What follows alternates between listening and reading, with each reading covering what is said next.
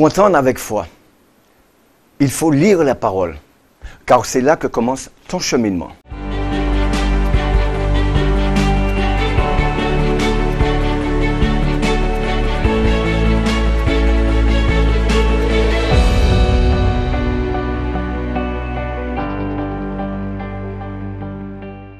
Aujourd'hui, nous allons parler d'un thème qui est très important pour tous ceux qui ont foi et qui croient. La foi vient de ce qu'on entend, et ce qu'on entend est la parole de Dieu.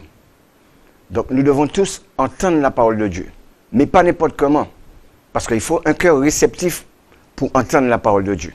Mais il faut entendre avec foi, pas entendre avec notre intellect, pas entendre avec l'oreille philosophique. Non, c'est une parole concrète, mais c'est une parole révélée. Donc tu dois entendre la parole de Dieu, mais avec l'oreille de ton cœur. Ton cœur doit être réceptif à la parole de Dieu.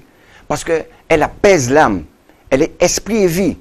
La parole de Dieu est là pour te révéler les choses sacrées qui te protègent même des interdits.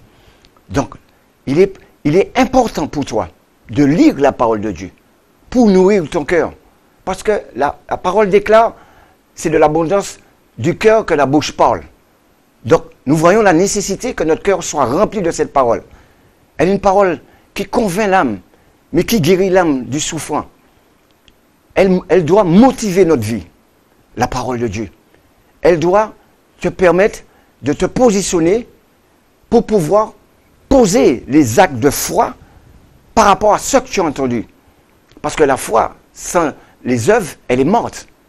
Mais ce que tu entends, qui est la parole de Dieu, doit agir dans ta vie pour que tu puisses l'établir dans ta vie. Donc tu dois confesser la parole de ce que tu entends. Et la confession doit t'amener à poser des actes de foi. D'où la nécessité de construire sa vie, de bâtir sa vie sur ce que tu entends. Elle te protège des ruses du malin. Elle te protège des interdits afin de ne pas en subir les conséquences qui peuvent être fatales. Et beaucoup de personnes qui marchent sans la parole révélée, nous en voyons les conséquences. Certains n'ont même plus la force de se battre, de lutter, d'espérer. Et la parole de Dieu est là pour te conduire dans l'espérance. Mais non seulement elle te conduira dans l'espérance, elle te conduira à persévérer dans le temps qui passe. Donc, pour te fixer des objectifs, pour atteindre tes projets, tu dois avoir le fondement qui est la parole de Dieu. Oui, pour faire face au challenge qui t'attend. Il y a des complications qui vont subvenir. Mais si tu n'as pas cette parole comme fondement pour persévérer dans le temps, pour être constant dans l'effort et pour atteindre tes objectifs, ta foi peut faire naufrage.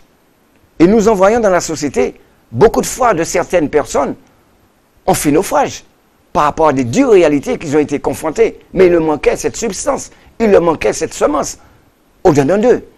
Donc, tu dois entendre la parole. Et pour entendre la parole, il faut être en communion avec cette parole. Il faut qu'elle devienne ta nourriture quotidienne. Ton âme doit être nourrie pour pouvoir savoir comment agir, comment percevoir les choses et comment concevoir les choses. Donc tu dois être nourri, tu dois être instruit, mais tu dois méditer la parole de Dieu que tu entends. C'est pourquoi la parole nous dit, c'est dans le calme et dans la confiance que sera ta force. Tu veux devenir fort face à tes difficultés, face à tes dures réalités, bâtis ta vie sur la parole et serre-la dans ton cœur.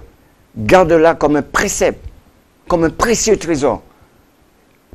C'est pourquoi il est dit de la part de notre Seigneur, là où est ton cœur, là où sera aussi ton trésor. Fais, oui, de tes délices, la parole du Seigneur. Et tu seras éclairé, et tu seras vivifié et fortifié. Alors, sous cette base, pour faire conclusion, je t'encourage.